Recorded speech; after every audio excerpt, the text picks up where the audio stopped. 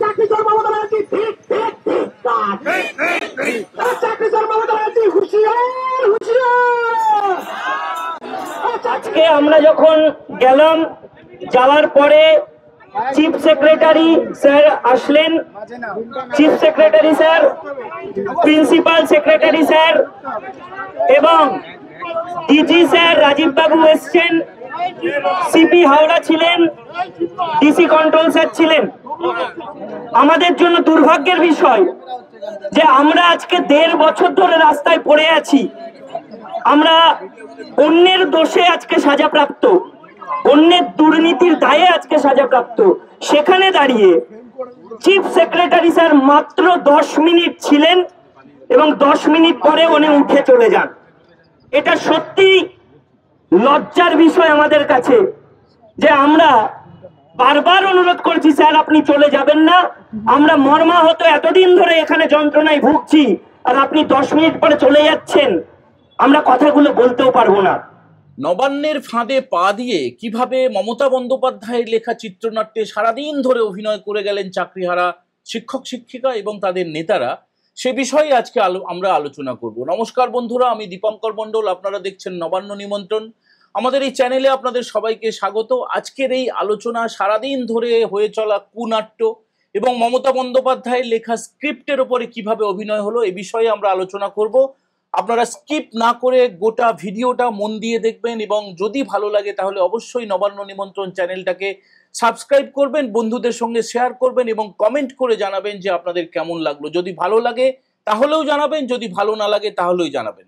আমরা যেটা শুরু করেছিলাম আলোচনা সেটা হচ্ছে যে মমতা বন্দ্যোপাধ্যায়ের লেখা স্ক্রিপ্ট এবং নবান্নের পাতা ফাঁদ। কেন এ কথা বলছি, আপনারা সকাল থেকে যারা নজরে রেখেছেন চাকরিহারা শিক্ষক শিক্ষিকাদের এই যে নবান্ন চলো নামক যে কুনাট্য, এই কুনাট্যের মধ্যে আপনারা কি দেখেছেন? বৃষ্টিতে ভিজে কেউ বাড়িতে ছোট ছোট বাচ্চাদের রেখে, মায়েরা অর্থাৎ শিক্ষিকারা এসেছেন, কেউ বাড়িতে অসুস্থ বাবা মাকে রেখে সকাল থেকে তারা হাওড়া স্টেশনে হাজির হয়েছিলেন।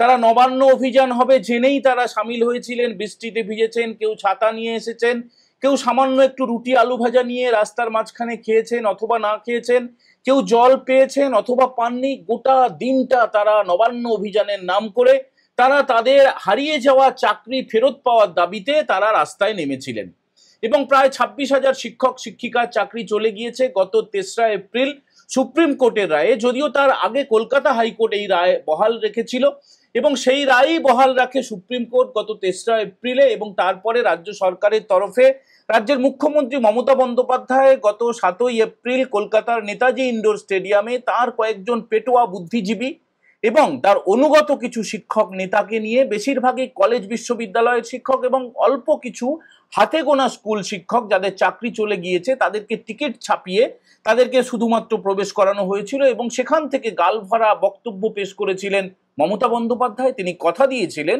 তিনি দাবি করেছিলেন যে কারো চাকরি যাবে না এবং সেটা পুনর্বিবেচনার আর্জি জানানো হবে। সেই মতো রাজ্য সরকার পুনর্বিবেচনার আর্জিও জানিয়েছিল, কিন্তু সুপ্রিম কোর্ট 12ই এপ্রিল পরিষ্কার করে জানিয়ে দেয় 31শে ডিসেম্বর 2025-এর মধ্যে নিয়োগ প্রক্রিয়া শেষ করতে হবে এবং এই যে শিক্ষক শিক্ষিকা তাদেরকে শুধুমাত্র 31শে ডিসেম্বর পর্যন্ত রাখা যাবে, গ্রুপ সি গ্রুপ ডি কাউকেই রাখা যাবে না এবং 31শে মের মধ্যে নতুন নিয়োগের বিজ্ঞপ্তি প্রকাশ করতে হবে। সেই মতো নবান্নের 14 তলা থেকে সাংবাদিক বৈঠক করে মমতা বন্দ্যোপাধ্যায় ঘোষণা করেন 30শে মে বিজ্ঞপ্তি প্রকাশ করা হবে। বিজ্ঞপ্তিও প্রকাশিত হয়, তবে যে এই যে গ্রুপ সি গ্রুপ ডি যাদের চাকরি চলে যাচ্ছিল তাদেরকে তিনি ভাতা দেওয়ার কথা ঘোষণা করেন, যা নিয়ে কলকাতা হাইকোর্টে মামলা হয়। এর পাশাপাশি রাজ্যের মুখ্যমন্ত্রী জানিয়েছিলেন যে কারো চাকরি যাবে না, দরকার হলে স্কুল শিক্ষা দপ্তরের পাশাপাশি রাজ্যের যে বিভিন্ন দপ্তর রয়েছে সেখানে তাদেরকে চাকরি দেওয়া হবে। এই যে সিভিক ভলেন্টিয়ার গোছের, সিভিক পুলিশ গোছের, সিভিক টিচার মোতায়েন করার যে ভাবনা, সেটার তীব্র নিন্দা করে, প্রতিবাদ করে, প্রতিরোধ করে শিক্ষক শিক্ষিকারা তারা আন্দোলনে নামেন। তারা স্কুল শিক্ষা দপ্তর অর্থাৎ সল্টলেকে বিকাশ ভবনের সামনে লাঠি খেয়েছেন, রক্ত ঝরেছে ঝরঝর করে। তারপরেও তারা অনশন করেছেন, তারা কসবা শিক্ষা ভবনের সামনে অভিযান করেছেন, সেখানেও লাঠি খেয়েছেন, সেখানেও রক্ত ঝরেছে, সেখানে পুলিশের লাঠি খেয়েছেন, ধর্মতলা পর্যন্ত মিছিল করেছেন, কিন্তু কাজের কাজ কিছুই হয়নি। এই যে 14ই জুলাই যে নবান্ন চলো অভিযানের যে ডাক তারা দিয়েছিলেন, এই দিনটা কিন্তু আপনাদের একটুখানি বলে রাখি 236 বছর আগে এই 14ই জুলাই অর্থাৎ এই দিনেই বাস্তিল দুর্গের পতন হয়েছিল। ইউরোপ তথা গোটা বিশ্বে এই দিনটাকে অত্যন্ত সম্ভ্রমের সঙ্গে, অত্যন্ত পবিত্রতার সঙ্গে, অত্যন্ত তাৎপর্যপূর্ণভাবে এই দিনটাকে দেখা হয়।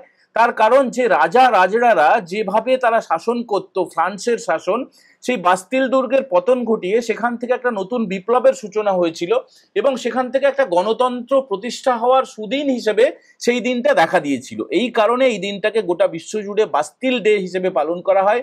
এই দিনটাকেই যোগ্য যারা দাবি করেন চাকরি হারা শিক্ষক শিক্ষিকারা, তারা এই দিনটাতেই নবান্ন অভিযানের ডাক দিয়েছিলেন। কিন্তু পরপর যত ঘটনা এগোতে থাকলো, যত সূর্য অস্ত যেতে থাকলো এবং গঙ্গার পাড়ে যখন গোধূলি লগ্ন দেখা দিল, তখন পুরো বিষয়টা সবার কাছে ক্লিয়ার হয়েছে কিনা আমাদের জানা নেই, আমাদের কাছে পুরো পরিষ্কার হয়ে গিয়েছে। আমরা আমাদের সূত্রের মাধ্যমে যেটা জানতে পাচ্ছি যে এর স্ক্রিপ্ট লেখা হয়ে গিয়েছিল বেশ কয়েকদিন আগে।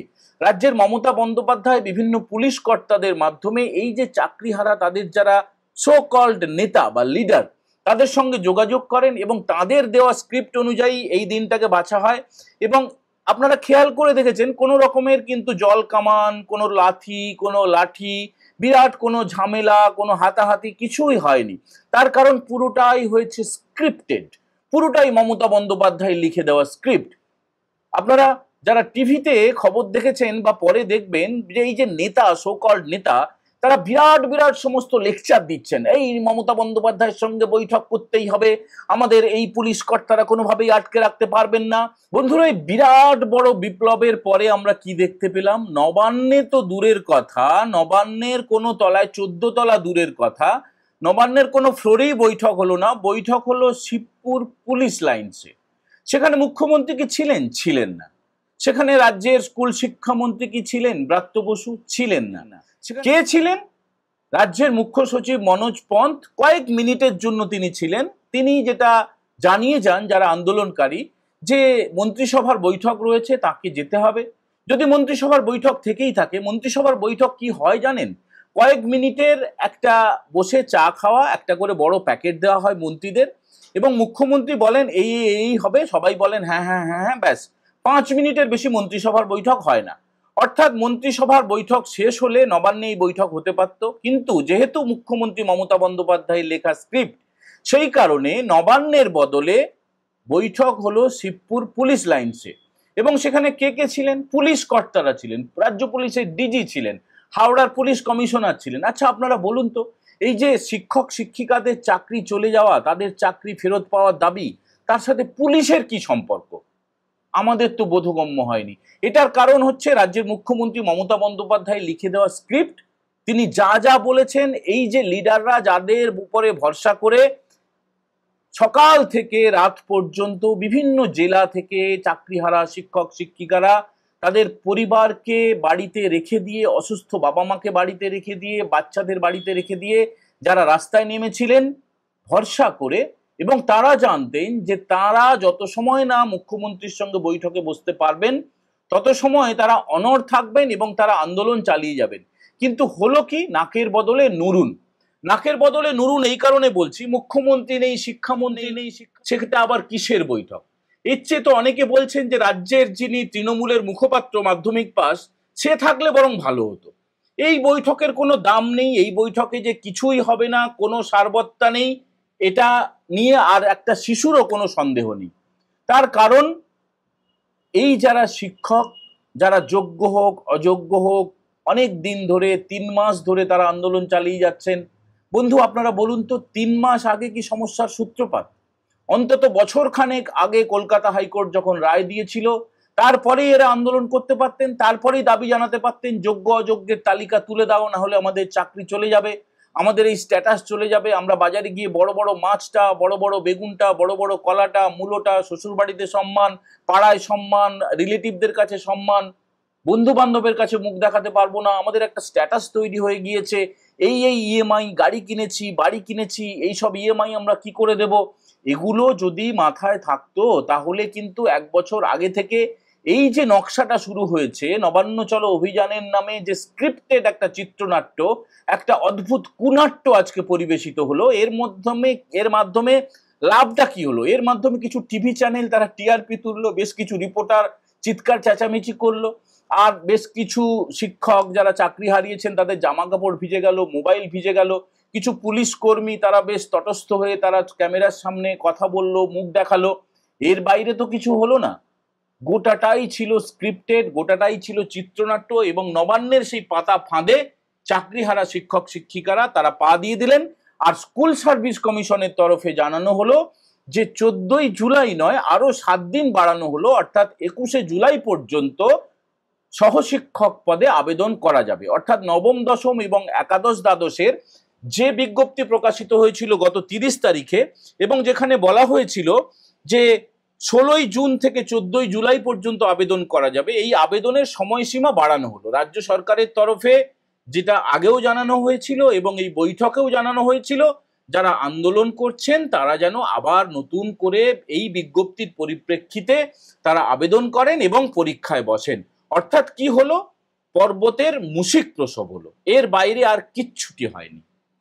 দিনভর বিরাট বিরাট লেকচার দেওয়ার পরে, বিপ্লবী মার্কা কথা বলার পরে, বিকেল বেলা যখন চাকরিহারা শিক্ষক শিক্ষিকাদের 20 জন প্রতিনিধি, 18 জন শিক্ষক প্রতিনিধি এবং 2 জন গ্রুপ সি গ্রুপ ডির প্রতিনিধি তারা গেলেন, তারা ভিতরে গিয়ে তারা কি করেছেন সেটা তো কোনো ছবি আমাদের কাছে নেই, কিন্তু যেটা সূত্রের মাধ্যমে জানা যাচ্ছে তাদেরকে বেশ ভালো করে খাওয়ানো হয়েছে, চা খাওয়ানো হয়েছে এবং মিষ্টি মিষ্টি কথা বলা হয়েছে। যদিও তারা বাইরে বেরিয়ে এসে গরম গরম কথা বলেছেন, কিন্তু কাজের কাজ কিছুই হয়নি। যারা শিক্ষক শিক্ষিকারা চাকরি হারিয়েছেন, গ্রুপ সি গ্রুপ ডি কর্মীরা চাকরি হারিয়েছেন, তারা আমাদের কথায় হয়তো সাময়িকভাবে আশাহত হবেন, কিন্তু বিশ্বাস করুন, এই যাদের ওপরে আপনারা ভরসা করছেন না, এতে করে আপনাদের এক ফোঁটা কিচ্ছু লাভ হবে না। তাই নতুন বিজ্ঞপ্তি যখন প্রকাশ হবে আপনারা চেষ্টা করুন যে দুর্নীতি মুক্তভাবে আপনারা পরীক্ষা দিন, স্বচ্ছভাবে আপনারা যাতে নিয়োগ হয় সেই চেষ্টা করুন। আবার যাতে দুয়ারে দালাল আপনাদের বাড়ির সামনে না চলে আসে, আবার যাতে টাকা পয়সা দিয়ে না ঢোকেন সেই চেষ্টা করুন। তাহলে অন্তত যোগ্য একটা সমাজ তৈরি হবে, আমাদের ছেলেমেয়েরা, আপনাদের ছেলেমেয়েরা ঠিকঠাকভাবে একটু পড়াশুনো করতে পারবে। সবাই ভালো থাকবেন, সবাই খুব সুস্থ থাকবেন। আজকের এপিসোড এখানেই শেষ করছি। নমস্কার, জয় হিন্দ, বন্দে মাতরম।